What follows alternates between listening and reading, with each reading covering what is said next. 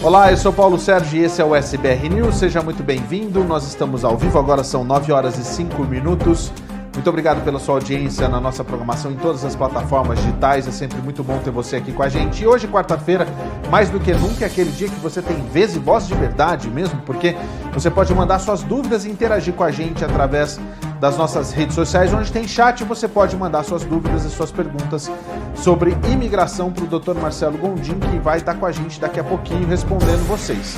Quem está no YouTube pode mandar o seu superchat, sim. O superchat ele corta a fila, ele chama a atenção da nossa produção e você vai ter a sua pergunta sendo lida aqui. Você pode mandar qualquer valor, gente, não tem restrição e esse dinheiro vai diretamente para o SBR TV. Então aproveite agora, já comece a mandar as perguntas agora, porque você sabe, a gente tem um tempo menor, um tempo curto, fechado, a gente não estende, e o Dr. Marcelo vai estar com a gente em alguns instantes, tá? A gente começa a falar sobre a história de um garoto que estuda numa escola que fica em Rhode Island. E esse garoto, ele pediu ajuda na escola, ele contou a história dele. E a escola passou a pedir para os professores uma ajuda em dinheiro para poder pagar o coiote. A vice-diretora da Mount Pleasant High School em Rhode Island enviou um e-mail aos colaboradores da escola para arrecadar fundos para pagar a dívida de um aluno com um grupo de traficantes de imigrantes não identificado. O e-mail foi vazado nas mídias sociais e foi confirmado como verdadeiro pela escola. Segundo o e-mail, o grupo de coiotes ameaçou o jovem imigrante e sua família se a dívida de $5.000 não fosse paga. Esse é o primeiro caso conhecido de uma escola pedindo ajuda financeira para um imigrante. O porta-voz do distrito escolar confirmou que o e-mail foi enviado e que a diretora da escola já tomou as medidas para corrigir o erro. O incidente está sendo investigado.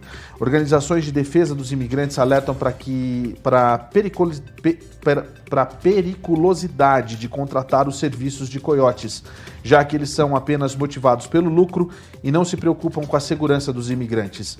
Viajar para os Estados Unidos dessa forma pode resultar em altas quantias de dinheiro gastos com contrabandistas.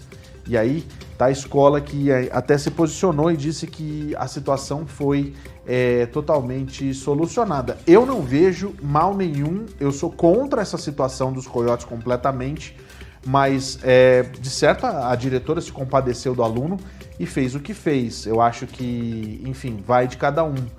Mas ficar financiando, porque sabe que é uma coisa que nunca acaba, né? Você paga os 5 mil, mas vai ter muito mais logo depois na sequência. Olha só, lembra que ontem a gente contou para você que o ex-presidente Jair Bolsonaro estaria participando de um evento em Orlando? Pois é, durante o evento ele fez questão de deixar claro, ele falou às pessoas e fez questão de deixar claro que vai permanecer ativo na política brasileira, mas de Orlando ele não deve sair tão cedo. Jair Bolsonaro manifestou na terça-feira a intenção de continuar envolvido na política do Brasil. O ex-presidente foi homenageado em um evento organizado pela Yes Brasil USA, uma organização conservadora criada por brasileiros que moram nos Estados Unidos. Bolsonaro acompanhou por 1 hora diversas homenagens, que incluíram uma oração, 2 canções e vários discursos com elogios ao seu governo. Muito importante, não podemos abandonar a política, pessoal. A política faz parte da nossa vida. Eu estou com 67 anos e pretendo continuar ativo na política brasileira. Durante o evento, que contou com cerca de 400 apoiadores, Bolsonaro voltou a questionar os resultados das eleições de 2022. O ex-mandatário também criticou os atos de vandalismo contra as sedes dos 3 poderes em Brasília no início de janeiro. A gente lamenta o que alguns inconsequentes fizeram no dia 8 de janeiro. Aquilo não é a nossa direita, não é o nosso povo. Não é o nosso povo. Bolsonaro, que está desde o dia 30 de dezembro em Orlando, declarou que sente muitas saudades do Brasil, mas disse que pretende continuar nos Estados Unidos por mais algum tempo. Na segunda-feira, o ex-presidente deu entrada no visto de turista para permanecer no país por mais 6 meses.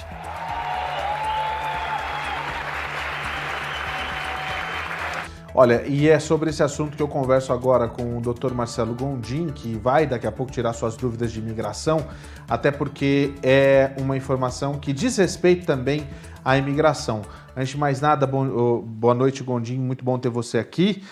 Vamos falar sobre esse assunto, porque é importante, que muita gente já está comentando. Mas olha só, ele participa de eventos, palestras, etc. A partir do momento que ele entrou com um processo nos últimos dias, antes de expirar o visto dele, que é aquele prazo de graça que eles chamam, né? É um prazo de graça que o governo dá para os diplomatas, etc., para os chefes de Estado, nesse caso.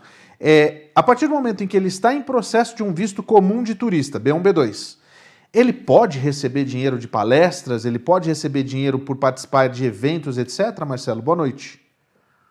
Boa noite, Paulo. Não, para isso ele não pode. Para isso ele tem que ter um visto como o P1, tá? O visto P1 é um visto para performance, para você competir em alguma liga, para você ter apresentações, se for uma banda, se for um artista, ou alguém que vai dar palestras. Você não pode dar palestras como palestras pagas como turista, tá? Então não pode. E aí tem um outro problema, tá? Que também, se for analisar mesmo com detalhes, o formulário que você aplica ao pedido de mudança de status ou extensão de status, que é o formulário I-539, tem uma perguntinha lá. Se você já trabalhou sem autorização antes de fazer aquela aplicação. Então, se ele deu palestras e recebeu por isso, antes de fazer a aplicação, não só ele violou os termos do Visa, que ele está aplicando, ou do Estado que está aplicando, que é de estudante, mas também ele cometeu fraude no serviço de imigração, porque ele declarou uma coisa no formulário que não era verdadeira. Então, a fraude gera inadmissibilidade por vida. Quer dizer que a imigração vai descobrir tudo isso e aplicar essa regra? Não sei. Até poderiam, mas não é claro para a gente que eles vão fazer isso realmente, mas poderiam, teoricamente, fazer. Então, a pergunta e a resposta simples é sim. Esses eventos podem fazer com que o presidente seja deportado, por exemplo? Pode, se quisesse deportar ele, seria por um motivo justo, está no código, no código das leis de imigração. O trabalho não autorizado, violação do visto, é um grau de deportabilidade. Entendi. Bom, quando a gente ouve, na realidade, um jurista, né, um advogado falando a respeito disso, fica tudo muito mais simples e tudo muito mais fácil da gente entender. E, gente, isso não é lado de A nem B, isso é a lei dos Estados Unidos, tá? E como agora o ex-presidente é um cidadão comum, ele está à margem da lei, na realidade, ele tem que seguir as leis daqui, e se ele fizer isso, ele fica à margem da lei. E aí tem que ser feito isso. É bom esclarecer. Obrigado, viu, Marcelo, por isso. Vamos lá, então, vamos falar de imigração, vamos tirar as dúvidas das pessoas. Deixa eu aproveitar para dar um recado para quem está em casa. Você que está assistindo a gente pode mandar suas perguntas para a gente através das nossas redes sociais. É só você mandar a pergunta sua através das nossas redes sociais, que estão com o chat aberto. Você pode mandar pelo YouTube, pelo Facebook e também pelo Instagram. No YouTube você tem duas possibilidades. Manda no chat lá normalzinho ou pode mandar o seu superchat, tanto no YouTube da TV quanto no YouTube do meu canal. Se fica à vontade. A nossa produção está de olho em todas as redes sociais, então já começa mandando. Se você mandar o superchat, já sabe que sua pergunta vai fazer assim, ó, pula na frente, né, e corta a fila. Esse é o nosso Premium Processing aqui do nosso programa, tá? Mas é qualquer valor, não é $2.000 não, né, Marcelo? Já pensou? As pessoas começarem a mandar $2.000, eu vou ficar feliz, eu vou ficar bem feliz aqui. Mas vamos começar. Não é? Mas, vamos começar então, porque é o seguinte, tem muita gente já mandando pergunta, e o mais importante dessa nossa história é que toda quarta-feira a gente está aqui justamente para poder ajudar as pessoas e tirar dúvidas que sejam válidas, não só para essa pessoa que está perguntando, mas para todo mundo. Isso é muito importante. O Carlos Alberto Santos diz aqui, boa noite a todos e parabéns pelo programa e pela ajuda do doutor. Tem alguma novidade para os imigrantes que já estão aqui sem status, Marcelo? Não temos ainda, porque depende do Congresso mudar as leis. E agora, nesse ano, a gente sabe que os democratas não têm o controle da Câmara de Deputados, ou seja, não vamos ter leis aprovadas esse ano, praticamente porque está muito polarizado, então não existe nenhum meio termo entre os dois partidos, os republicanos agora que estão no controle são bem extremamente de direita e não vão realmente passar nada que tenha a ver com imigração. Eu espero que eu esteja enganado, mas não é o que a gente deve esperar. Tá aí então, ó, o Alexandre Borba. Obrigado, Alexandre, pela mensagem. Boa noite, PS, Dr. Marcelo. Estou com visto B1, B2 e tirei a driver's license da Flórida, que é válida durante o I-94. Se eu pedir uma extensão do visto ou uma mudança de status para o F1, isso pode me atrapalhar? Atrapalhar em quê? Para fazer essa mudança de status por ele ter a driver's license do estado, isso pode atrapalhar ele, não? Não muda nada. Na realidade, driver's license absolutamente nada, e as pessoas que estão em estados que cedem direito de dirigir para o imigrante que não tem documento também não tem que ter medo, né, Marcelo? Tem que ficar tranquilo porque é um direito da pessoa. Para dirigir. Agora, uma coisa interessante para ele saber aí é que se ele aplicar para extensão ou mudança de status para F1, enquanto não sair aprovado isso, o estado da Flórida não vai renovar a carteira dele. Ah, sim, porque ele precisa do documento dizendo que foi aprovado, né? Isso. Em alguns lugares até pode tentar colocar lá o recibo, eu apliquei aqui o recibo, você pode me dar aqui e tal. Tem um pessoal mais bonzinho lá em Broward County, que é mais assim. Eles até podem dar para você uma extensão de 30 dias, 60 dias, mas o normal, de acordo com o regulamento que está no DMV da Flórida, você só vai ter a carteira depois que sair aprovado, tiver o seu novo I-94 ainda por vencer. A Flórida está ficando cada vez mais estranha, né? Ou será que sempre foi eu? Nunca percebi, Marcelo. Deixa para lá. Michele Françoso. Doutor Marcelo, boa noite. Parabéns pelo novo escritório, olha só, é verdade. Na semana passada, no final de semana, o doutor Marcelo Gondim, junto com a sua equipe fabulosa, inaugurou o novo escritório ali no Century City, em Los Angeles, um escritório maravilhoso. Eu tive o prazer de estar lá, de conversar com todo mundo, conversar com alguns clientes também do Marcelo que estavam lá, e foi maravilhoso, Marcelo. Eu só tenho que agradecer mesmo. Eu e o Joab, a gente descobriu pelas fotos que eu tô imenso, gigantesco, preciso emagrecer, porque na televisão não aparece, e descobri que eu, mesmo grande, eu ainda tô cabendo no seu escritório, que é sensacional e maravilhoso. Aliás, é aquela história que o Carlos falou, né? Se quiser dormir em qualquer lugar aí, é tão grande que nem vão lembrar que eu tô aí, né? Gigante. Enfim, vamos lá. Michele Françoso. Vocês são os melhores. Obrigado, Michele. Pergunta: quem tem cartão de vacinação do Brasil precisa mandar traduzir para levar no dia do exame médico aqui nos Estados Unidos? Uma boa pergunta. Seria bom fazer, né? Porque, por exemplo, principalmente se pegar um médico que não tem muita familiaridade com imigrantes e tal, e que não pode não entender, geralmente os médicos vão entender. Já vi muitos casos que eles entendem, porque o nome das vacinas, basicamente, na medicina, são a mesma coisa, muda uma letrinha aqui, mas ele vai ter condição de saber que realmente aquela pessoa tomou aquela vacina. Mas se o médico não quiser aceitar, daí vai ter que realmente traduzir e levar a tradução para eles verem que aquele documento está comprovando que tomou aquela vacina. Tá aí, uma excelente pergunta. E, ó, corram daqueles lugares em que você é maltratado. Aqui em Utah, eu fiz inclusive uma denúncia a respeito de um local que tem aqui, que eles maltratam você. O rapaz que atende, ele te trata como se você fosse a pior pessoa do mundo, um atendimento horroroso. Ele é imigrante também, o que é mais engraçado nessa história toda. Mas assim, te trata como alguém que... Eu até comentei com o pessoal no escritório. E essas pessoas a gente tem que denunciar. Não basta só fazer o review no Google, nem nada disso. Você tem que denunciar e aí o USCIS vai lá e descredencia a clínica. Tá? É o tipo de coisa que você tem que fazer, né, Marcelo? Não dá para ser, né? Chega de abuso, essa aqui é a história. Ricardo, boa noite, Paulo e doutor Marcelo. Eu tenho duas dúvidas. Só para quem perguntar, é da Canyon Clinic, aqui é o nome mesmo, Canyon Clinic. Vai procurar, fica ali em Sandy, é um lixo, não vale a pena. E se não gostaram que eu falei isso, vai conversar com os meus advogados aí, com o doutor Marcelo também. Olha lá. Ricardo, boa noite, Paulo, doutor Marcelo. Eu tenho duas dúvidas. Meu I-140 está aprovado e enviado ao Departamento de Estado no dia 14 de dezembro de 2022. É possível estimar o prazo para a marcação da entrevista? Na minha aplicação, então, eu, esposa e filha, há a possibilidade de eu entrar nos Estados Unidos antes que elas, 12 meses antes, por exemplo? São as duas perguntas. Bom, em termos do tempo, é difícil dizer porque não falou aí a categoria que você aplicou. Se você, por exemplo, aplicou na categoria EB2, ou EB3, ou EB1, não deve levar muito tempo mais, imagino que uns 4 a 6 meses, e o caso vai estar completo para a entrevista. Mas se você aplicou um EB3 unskilled, aí nós sabemos que a fila está em janeiro de 2020. Então, a depender dessa data de prioridade, você pode ter aí mais 1, 2 ou 3 anos pela frente.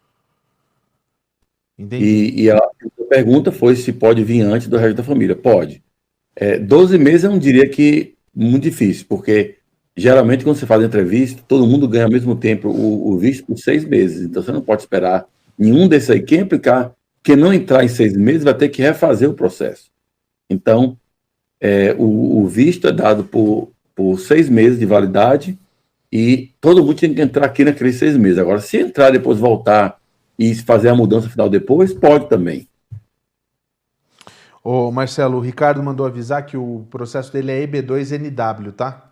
O Ricardo que fez a pergunta agora. Provavelmente vai levar uns 4 a 6 meses. Já chegou no NVC, se tem confirmação, recebeu o número do NVC já com a invoice lá para pagar a fatura, eu imagino que uns 4 a 6 meses esse caso vai estar pronto para a entrevista, ou até já teve a entrevista, você vai ver. Ah, que bom, legal.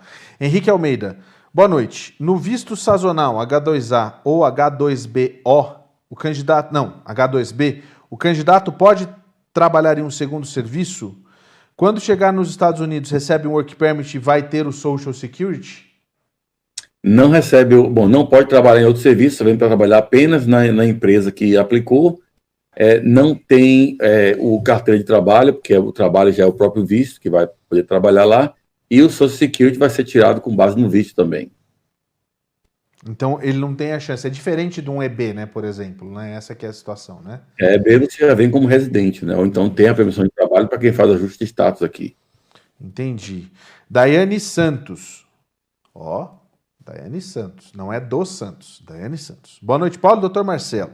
Eu tenho status de estudante e estou em processo de EB3. Apliquei para um plano de saúde particular da Kaiser Permanente, mas aparece um auxílio California Covered. Isso tem problema? Eu não solicitei nenhuma ajuda. O agente disse que todo plano de saúde aqui na Califórnia passa por isso e não é medical. Tem algum problema? Eu acho que ela está se referindo ao public charge, né? Não tem, não. Qualquer coisa de plano de saúde, né, Marcelo? Mesmo o Mass Health, mesmo os planos de saúde estaduais, não são mais, nunca foram, na realidade, public charge, né? Nunca foram, e na regra que o Biden está propondo agora, que foi anunciada aí, para a pessoa ser barrada, teria que mostrar que essa pessoa vai ficar primariamente vivendo às custas do governo. Não é porque fez um plano de saúde ali que você vai estar vivendo às custas do governo. Certíssimo. Olha só, Rafael. Boa noite. I-140, EB3 Unskilled, aprovado em dezembro de 2022. O processo é híbrido na Gondim Law. O que acontece agora? Ele está dizendo aqui que ele está sem resposta de e-mail há 15 dias. Manda um e-mail para a Rafaela, que é a supervisora do time. Aliás, a Rafaela está fora por esses dias que ela está fazendo o Bar Exam. Então, você pode para, no caso, para a Juliana ou para a Eliane, que elas vão responder você. Tá, e nesse caso aqui, por ser um processo híbrido, o que acontece, Marcelo, já com o I-140 aprovado? Bom, se está aprovado o 140 do EB3, eu não estou com as datas do processo aqui para ver a análise desse cliente especificamente, mas em alguns casos a gente pede para retirar o EB2, não precisa mais, e transfere o ajuste de status para o EB3. Mas tem que estar current no Visa Bulletin. Então, se tiver no EB3 aprovado já, com ajuste de status pendente, vai esperar apenas a data de prioridade ser chamada. Se é 2022, ainda faltam pelo menos 2 anos se o Visa Bulletin continuar no mesmo ritmo que está agora. Lembrando que em cada começo de ano fiscal, dia 1º de outubro, uma nova cota de vistos é liberada e a fila tende a andar um pouco mais rápido nesses meses. Marcelo, inclusive essa questão, muita gente falou assim, mas por que agora fazer o híbrido, né? O híbrido, na realidade, vai te garantir o work permit a autorização de viagem, né? Porque como o outro lá tá travado, você vai pegar esse work permit do EB2, não é isso? Mas o híbrido não é vantagem agora, nesse momento, pelo menos a gente não está fazendo mais híbrido agora, porque o EB2 também entrou no Visa Boletim, também tem uma... Então, não pode entrar com... O benefício principal não vai acontecer. Agora, as pessoas que estão fazendo o EB2, NW, ou que estão querendo fazer o híbrido, podem começar o seu EB3 normalmente, e se por acaso o Visa Boletim abrir mais para frente, a gente pode então aplicar o EB2 NW com o ajuste de status, e aí vai ter os benefícios do híbrido. Outro motivo que não tem muita vantagem em fazer isso é o fato de que o EB3 está muito mais lento que o EB2. Então, mesmo que o EB2 estivesse agora dando permissão de trabalho, dando ajuste de status, tudo direitinho com o Visa Bulletin, ainda tem um problema que provavelmente esse caso vai ser encerrado, vai ser decidido muito antes de a gente sequer atingir o Label Certification no EB3. Então, isso aí está meio que frustrando o processo híbrido. Então, seria melhor, no caso, fazer o EB3 normalmente mesmo, deixar correr o processo, eu digo para novos casos, né? E se, por acaso, o Visa Boletim abrir mais para frente, tem que ver o tempo que está levando o EB3, para ver se vale a pena entrar realmente, o tempo de processamento médio do EB2, então tem que fazer uma certa análise em cima disso aí, para ver se é a melhor opção para o cliente. Tá certo, aqui a Vanessa voltou a falar o seguinte, inclusive eu perdi o meu cartão de vacina, isso seria um problema? Vai ter que fazer a vacina de novo, se não conseguir puxar o histórico, né? Vai. Aí não tem jeito. Mas, gente, olha, vou ser bem sincero, você faz um exame lá que mostra todas as vacinas que você já tomou, é super simples, né, Marcelo? Aí aquelas que estão faltando, que normalmente você vai ter que tomar, que é tuberculose, que você vai ter que fazer o exame de tuberculose, e algumas outras que são meio que obrigatórias, você vai ter que tomar de qualquer jeito. Então é 200 e poucos dólares, pelo menos aqui no TAC que você vai gastar, que eu acho que, né, é bem gasto, dependendo do lugar que você for, deixando bem claro. Leandro Almeida, boa noite. EB3 consular, com I-140 aprovado em dezembro. O USAS demora quanto tempo para enviar para o NVC? E o que fazer se demorar muito? Bom, quanto tempo leva? Deveria ser imediato, praticamente, né? Antigamente, uns bons tempos, aprovava e com menos de um mês já estava o caso do NVC. Agora está levando vários meses. Inclusive tem casos de 8, 10 meses.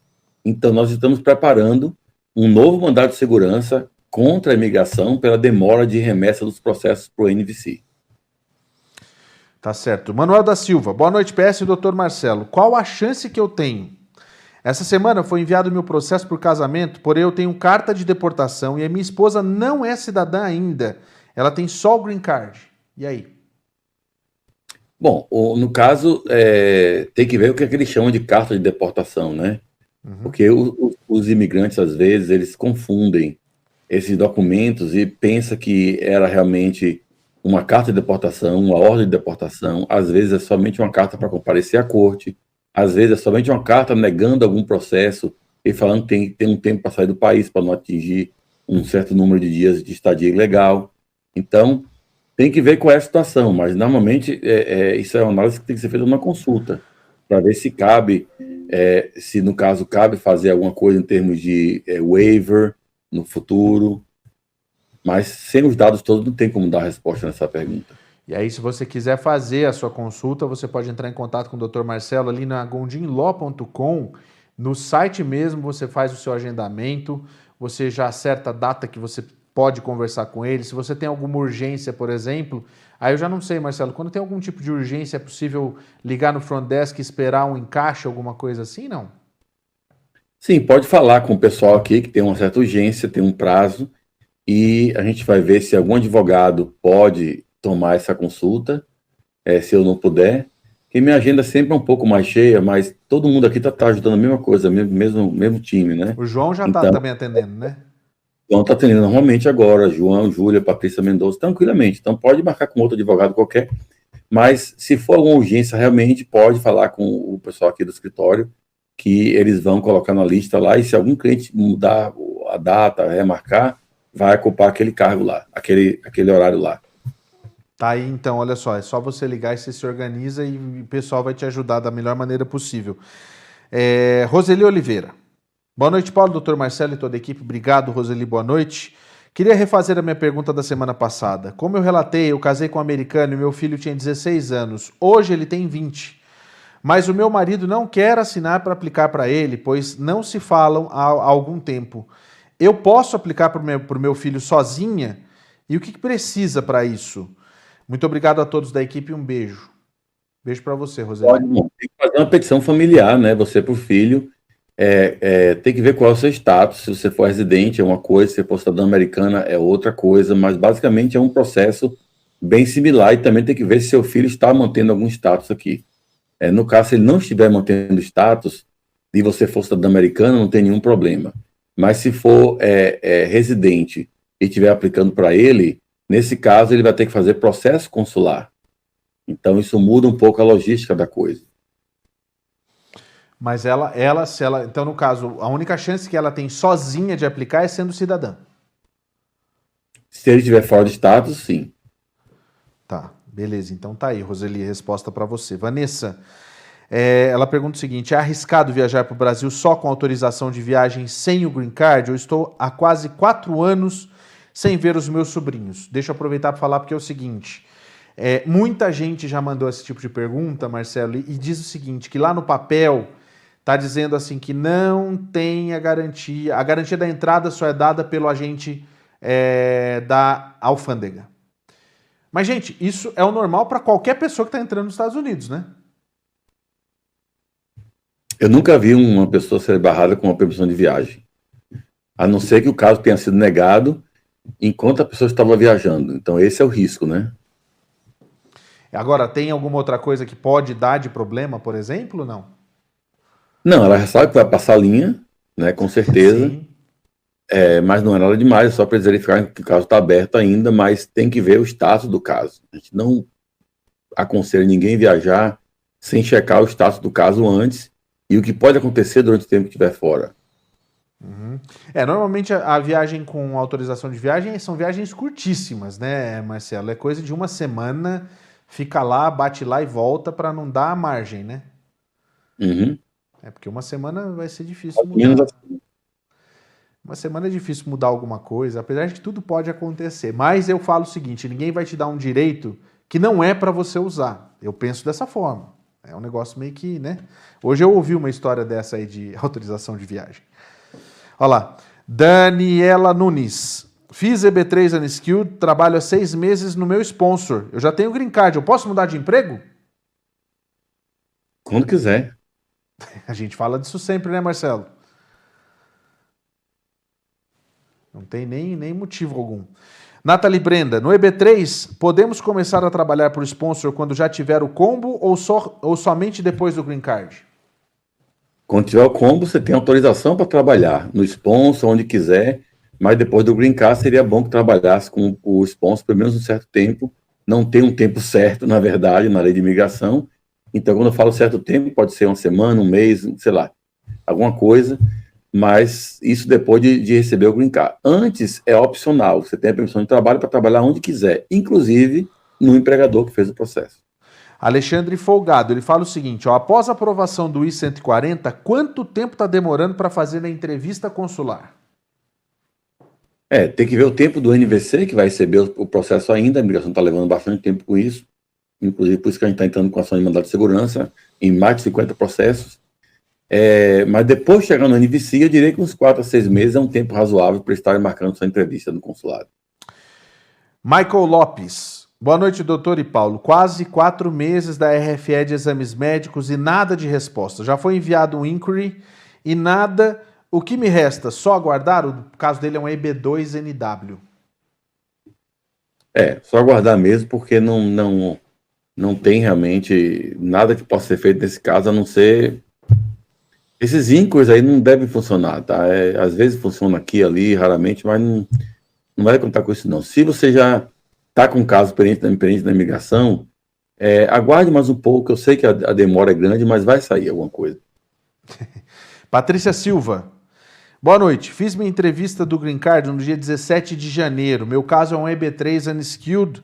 Depois de 2 dias, aprovaram o meu I-485J.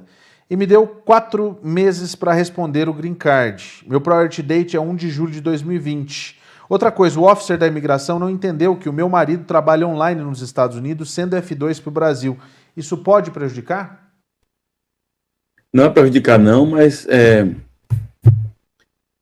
nessa pergunta aí, no caso, ela teve a entrevista...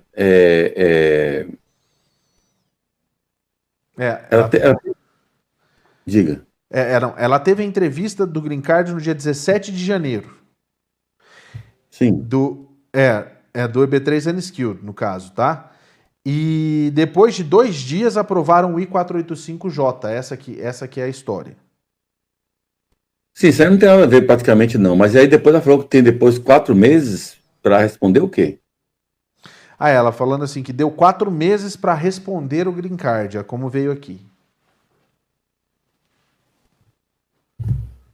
Eu imagino que ela teve... Bom, eu vou tentar imaginar o que aconteceu, porque não está claro na pergunta. Então, eu imagino que teve a entrevista, o oficial pediu mais documentos, ou pediu alguma coisa, mandou depois a aprovação do 485J, porque já tinha feito, o formulário estava lá, não é uma aprovação, realmente é só mais um reconhecimento que foi recebido, foi processado, está tudo certinho. E depois disso aí, tem esses 4 meses, pode ser para qualquer coisa, pode ser para algum documento que faltou na entrevista. O que eu posso pensar é isso aí. Entendi. É o que tem aqui. Agora, essa questão do trabalho online é aquela gray area que você sempre fala, né, Marcelo? O trabalho online não estava previsto quando a lei de imigração foi emitida nos anos 1953. Né? E nem tinha internet nessa época, né? A internet só veio surgir no ano 90 e alguma coisa. Então, mas eles não mudam a lei e na hora de interpretar, interpretam de uma forma mais nociva ao imigrante. Uhum. Mas, por exemplo, no caso dos vistos de não imigrante no Brasil, quando você fala isso, seu visto é completamente negado na mesma hora, né? Aí já é uma outra história, porque é uma outra categoria, né? Exatamente aqui, já foi. Então, são coisas diferentes, né? Márcia de Jesus, temos um EB3. O nosso I-485 foi aplicado em maio de 2022. Meu marido é o principal aplicante e começou a trabalhar porque o nosso Work Permit chegou. Eu gostaria de saber se eu posso parar de estudar. Bom, teoricamente pode, né? Que está com 485, né? É um caso de EB3, um caso que não tem muito risco. Já foi aprovado em 140. Né, no caso, mas o terceiro nível de segurança que a gente sempre fala aqui é quando está com 6 meses pendente no ajuste de status. Tá? E aí, teoricamente, poderia parar de estudar, porque o risco é muito baixo. Só se os pontos quiser acabar com o processo, quiser revogar a petição que foi aprovada, e aí a imigração daria a você condição de ter um outro sponsor para continuar o processo. E é por isso que fica mais, essa flexibilidade gera mais segurança para você parar de estudar. Nesse caso, como ela aplicou em maio, ela está completamente com uma pendência muito mais do que 6 meses. Então está super tranquilo para ela poder fazer isso. Vai lá, Maria. Fica feliz. Mate, LB. Alguma previsão do EB3 Unskilled se tornar current? Eu apliquei o meu I-485 na semana passada e tive meu I-140 aprovado essa semana. Minha priority date é novembro de 2021. Será que esse ano sai o meu green card? Difícil dizer isso aí, porque tem que ver o número de processos que estão pendentes lá versus 10 mil que eles podem aplicar por ano, né? Podem aprovar por ano, né? E lembrando que os familiares também contam contra esse número. Entendi. Alexandre, aliás, o Joab está falando uma coisa, que se for solteiro é mais rápido de sair, é mais fácil? Não, você está ocupando menos espaço na fila, né? Só isso. A diferença é só essa, só está ocupando um green card que ficou para outro. Ok. O Alexandre faz uma pergunta muito importante aqui, ó. Vale a pena entrar com um processo de abuso laboral? A gente falou sobre isso nas semanas anteriores. Vamos ver como é que vai regularizar isso daí, mas se está tendo esse tipo de abuso, vale a pena sim denunciar no Departamento de Trabalho, porque você pode conseguir esse programa de Deferred Action aí que o Alejandro Mayorkas anunciou, e em alguns casos até o visto T ou visto 1. Tá aí, ó. Márcia de Jesus. Temos um EB3. Não, isso aqui eu já li, desculpa. Então vamos lá. Giovanni Freire, Dr. Marcelo, vocês deram entrada em uma motion para mim e deram entrada em um novo processo. Caso a motion seja negada e o novo processo aprovado, eu posso recorrer da motion? O filho hoje tem 21 anos. Pode, mas tem que ver as datas direitinho, tem que ver... tem uma série de coisas que tem que ver, muitos fatores têm que ser analisados aí, né? É difícil dizer assim na lata, assim, desse jeito, sem ver o processo. Precisa ter mais informações sobre o processo, Giovanni. Ana Paula Basbos. Posso entrar como sócia da minha mãe num E2 portuguesa, mas dividindo o investimento, 50 mil cada uma, e depois eu já estando lá faria o EB2NW? Na verdade, o investimento tem que ser... Não tem que ser um valor, mas os advogados costumam usar o valor de 100 mil dólares. Tem que ser 100 mil dólares cada pessoa. Tá? Agora, se a sua mãe investiu 100 mil dólares e você for entrar num cargo de gerente ou de algum serviço especializado da empresa, você nem precisa fazer investimento e pode também fazer o E2, depois que ela estiver aprovada já. Mas se você tiver menos de 21 anos, você pode pegar o E2 como dependente da sua mãe. Então, tá aí. Tem que ver a situação, né? Essa história aqui é sensacional, hein? Muito legal essa situação aí dos portugueses agora podendo usar o E2. Vocês nessa, eu acho que é isso. Boa noite. Green Card para S e J também tá com fila? Sim, tudo tem fila na imigração hoje em dia, né? E o SJ, ele aparece como no Visa Bulletin, Marcelo? Você sabe agora, de pronto, não? Não, ele vai aparecer numa categoria como às vezes aparece na categoria 4, mas, na verdade, o SJ é um caso bem assim, porque ele usa o formulário I-360, ele usa o formulário lá, tem a parte da corte antes, então é um caso um pouco mais fora desse padrão aí de EB que a gente está conversando. Tá. Rafael Silveira Souza, existe alguma forma de legalização em algum estado dos Estados Unidos para quem entrou com visto e expirou a permanência? Se expirou a permanência, tem poucas opções, né? Geralmente, se você for qualificar para um EB2NW e tiver aberto já o Visa Bulletin, pode entrar, desde que não tenha ficado legal por mais de 6 meses. Mas, fora isso aí, é difícil, realmente, né? O Giovanni complementou a pergunta dele aqui. O processo é um EB2, e quando ele entrado no processo anterior, ele tinha 19 anos. Quando foi negado, ele tinha 21. Por isso não entrou no novo processo. Eu já vi um caso que a migração até considerou por engano, mas não é o que você deve esperar, não. Aí, no caso, aí tem que ver um processo para o seu filho separado. Tá aí. Vanderlei de Oliveira. Boa noite, doutor Marcelo. Eu sou cidadão divorciado e gostaria de orientação para trazer uma futura esposa. Agradeço o vosso excelente trabalho em prol da nossa comunidade residente aqui nos Estados Unidos. Obrigado, viu, Vanderlei? Então, ele vai trazer uma pessoa, uma noiva.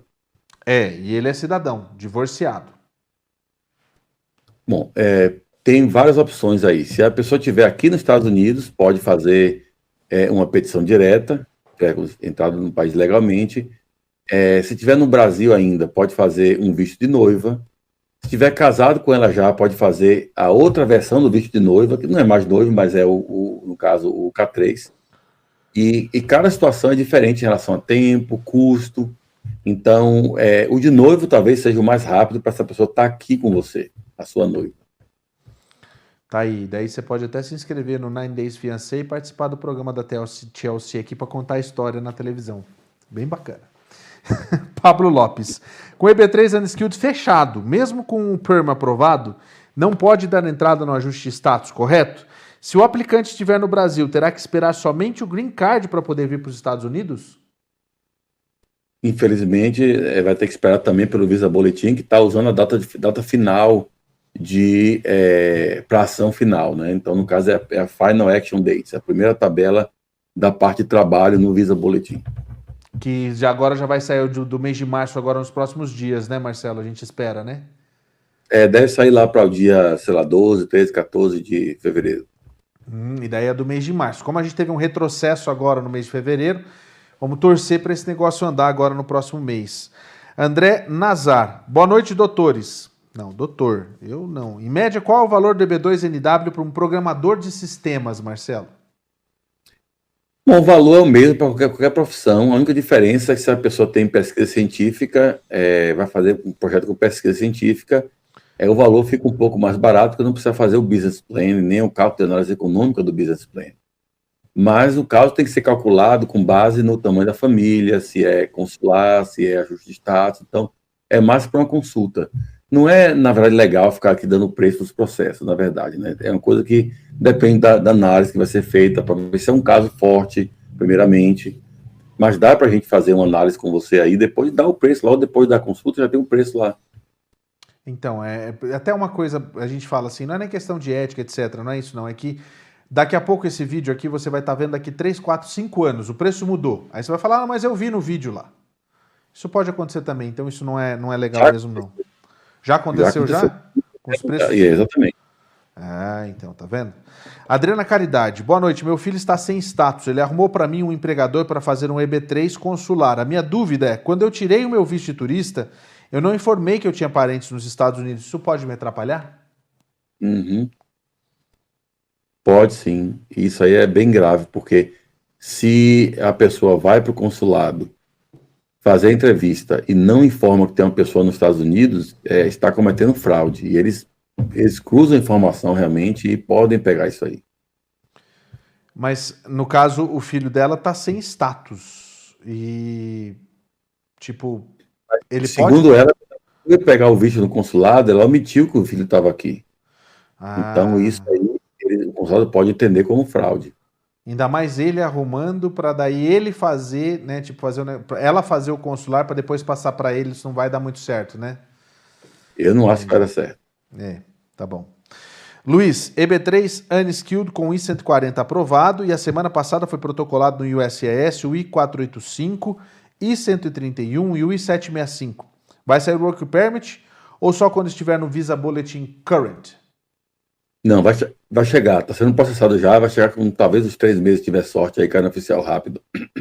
Mas por conta do Visa Bulletin não pode processar o I-485 para algumas pessoas se não está no Priority Date. Eu acho que essa que é a grande dúvida, né, Marcelo?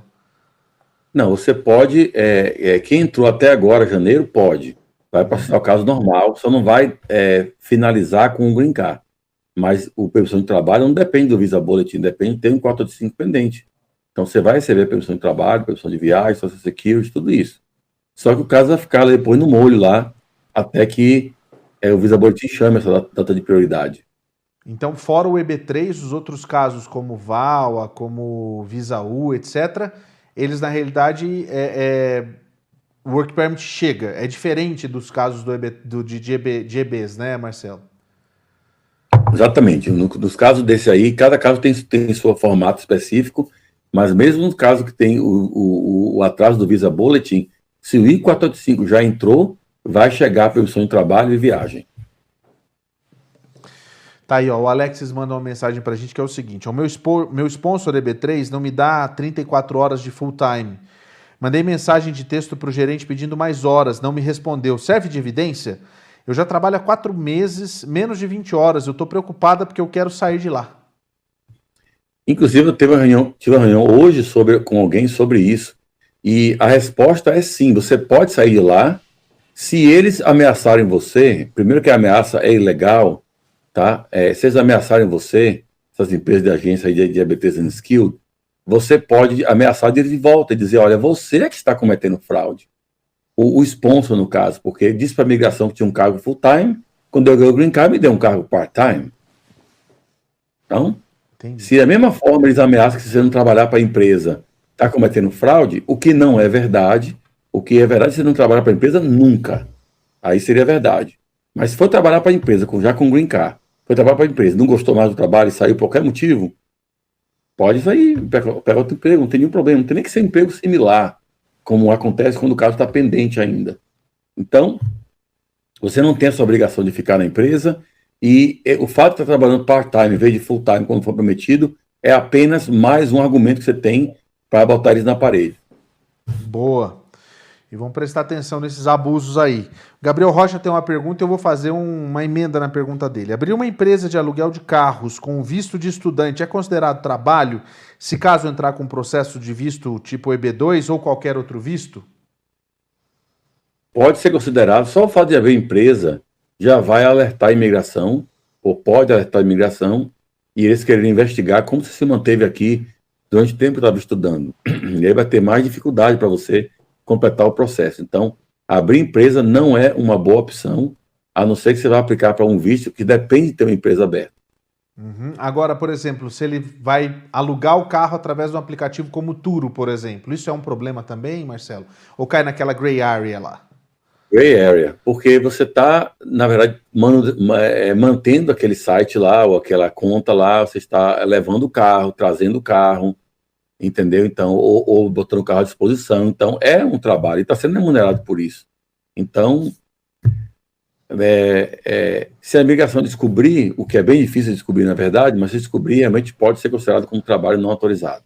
Entendi, mas ainda não existe uma interpretação oficial da imigração por escrito disso, né? É uma coisa discricionária, né?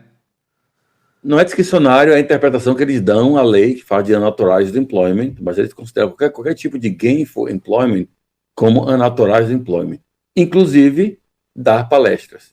Ah, pronto. Boa, tá aí. Então vamos lá. Carlos Florido. Boa noite. Boa noite a todos. Quando eu tirei o visto de turista, eu coloquei que não tinha parente nos Estados Unidos. O meu filho... é a mesma pergunta da anterior, né? Meu filho hoje arrumou um empregador para eu fazer um EB3 consular. É a mesma pergunta anterior, ele só mudou de perfil. Então tá. Arthur PHX. Boa noite a todos. Eu gostaria de saber, a minha esposa tem um green card, ela necessita esperar a cidadania para ela me passar? Muito obrigado. Pergunta que todo mundo faz, né? Não precisa esperar a cidadania, pode fazer um processo familiar, vai ter perdido o seu status aqui. Então eu vou dar algumas opções, que aí depois vai servir para quem não for o seu caso específico, mas também tiver um caso parecido. Então vamos lá. Vamos analisar ela como residente. Se você está legal no país, com o seu visto de não imigrante válido, status válido, ela pode entrar direto com a petição e com o ajuste de status para você, e tranquilo.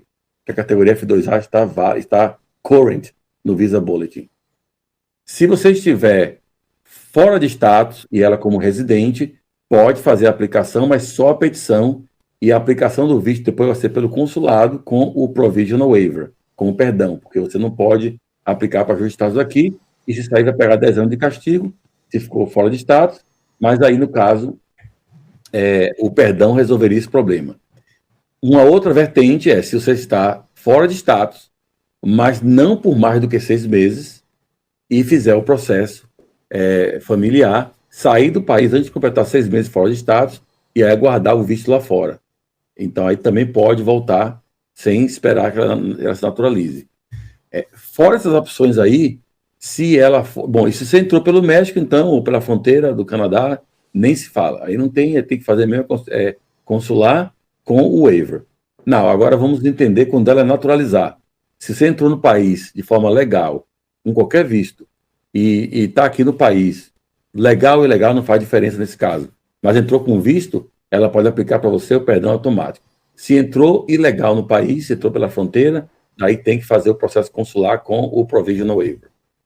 Então, aqui abordamos todas as possíveis opções, né, para que quem não está numa opção, está na outra, todo mundo vai poder entender, porque aqui não é só... eu acho que eles entendem, né? Não é só a sua pergunta.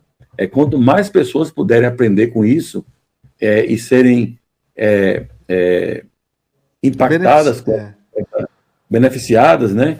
Então, melhor. Então, pode ser que um não esteja igual exatamente a ele, mas outro esteja. Sim. Um diferente, mas que a gente abordou aqui, e ajuda todo mundo, que é o objetivo desse canal aqui. Olha só, o André Leite, ele está no Brasil, ele pergunta o seguinte, eu consigo regularizar o meu visto EB1, sendo que eu fiquei por 2 anos no país, porque eu sofri um acidente de carro no prazo, aí eu processei a pessoa, ganhei e vim embora.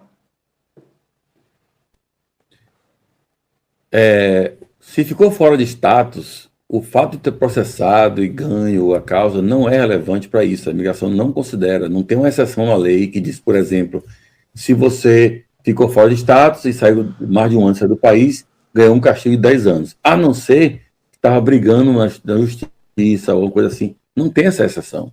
Então você teria que cumprir o castigo de 10 anos ou 3 anos, ou aplicar para um waiver se tiver um parente qualificante, esposa, pai ou mãe, como residente ou cidadão americano. Então não tem choro, né? Enfim, Marcelo, mais uma vez, obrigado. Hoje foi bom demais, hein? Eu sempre falo assim, uma coisa que chama bastante atenção, até as meninas comentaram, é a qualidade da nossa audiência, né? Você vê que aqueles pequenos problemas a gente não responde mais, né? São os novos e os futuros. E ainda mais específicos sobre os EBs que chama bastante atenção. Eu acho que acaba ajudando até outros advogados aí, viu, Marcelo? Para ser bem sincero. Tomara, porque a gente está aqui para trocar informações, ninguém é o sabidão, aqui a gente para trocar informação um com o outro, às vezes um advogado sabe um processo que faz melhor do que eu, aí troca informação com a gente aqui, acontece isso. A imigração é uma área muito vasta, entendeu? Você não pode saber tudo. Então, o Joab disse que tem uma última pergunta aqui, ó. O Gabriel Rodrigues, EB3 consular e 140 aprovado e eu já estou de DQ. O que é isso? Mas está demorando muito o VB. Posso ir para os Estados Unidos e pedir ajuste de status? Processo de julho de 2020. Vamos tentar entender isso aí. Então, ele teve uma entrevista no consulado. É o seguinte, ele teve o I-140 aprovado e tá de DQ. Não sei o que é isso. Mas está demorando muito o VB. Mas está demorando muito o Visa Bulletin. O VB é Visa Bulletin. E o DQ eu não sei o que é. Daí ele fala aqui, eu posso ir para os Estados Unidos e pedir ajuste de status? O processo é de julho de 2020. Vai ser difícil, porque vai entrar no país como estudante ou como turista e depois entrar com ajuste de status, no caso que estava pendente aqui, vai ser difícil. Até porque se o Visa Bulletin não está aberto para entrar no processo consular, não vai estar aberto para fazer ajuste de status aqui. Então nem vai funcionar para você. E se funcionasse, a imigração poderia considerar que você cometeu fraude na entrada no aeroporto quando apresentou o visto turista e tinha de fato a intenção de imigrar. O DQ é Documentary Qualified. Tá. Então ele está mostrando que a documentação toda está pronta, já está esperando só marcar a entrevista. Deve ser isso. Mas isso não... Mas aí o tá barrando tudo, né? Deve ser um EB3 unskilled. Então, Gabriel, sinto muito, vai ter que esperar mais um pouquinho aí, meu querido, não vai ter jeito não. Olha só, Marcelo, obrigado mais uma vez, quarta-feira que vem ele vai estar de volta aqui, uma boa noite para você. Aí não desliga a luz, não desliga o ar-condicionado e os elevadores ficam funcionando o tempo todo, né? 24 horas por dia, né não? Eu não digo assim tão pouco não, porque eu acho que hoje eu vou ter que descer a escada sem a escada rolante que tá funcionando, né? Foi só naquele dia mesmo que... Entendi. Até isso, hein? Então tá, mas qualquer coisa você pode também fazer aquele rapel tradicional do lado de fora, né? Bruce Willis. Igual o Bruce Willis. Marcelo, obrigado. Uma boa noite para você, até quarta. Valeu.